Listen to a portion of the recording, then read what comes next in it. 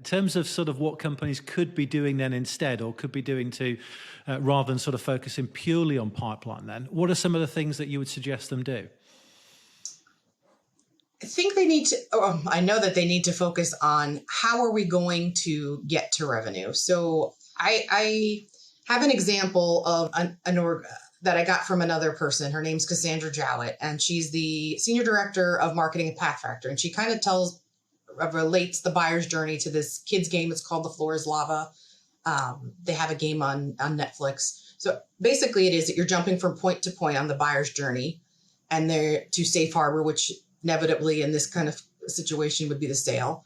And you want to make sure they don't fall into the lava halfway through the journey. So you know, they're jumping from rock to rock and so on. You want to make that path to revenue as clear as possible. And I think the problem is that go-to-market teams don't lay out that path because they're focusing on the pipeline, pipeline should be a demand gen thing. So instead of accelerating, they're not focusing on how they can accelerate high value deals to revenue faster or create higher deal sizes. They're not focused on those interactions that need to happen or the experiences that they're delivering across the buyer's journey. So anybody that's facing the customer, any go-to-market team, this would also involve customer success.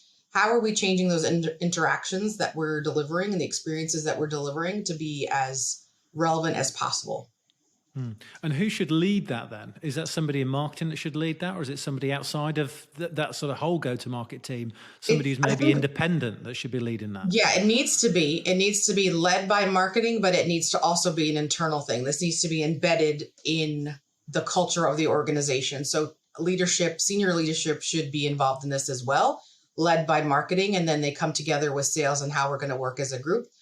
But it has to be a change management as well, because if you I know it's kind of deceiving when you kind of account-based marketing, but it's a strategy for a business. So it's account-based strategy, account-based business initiatives of how we're going to work together as one.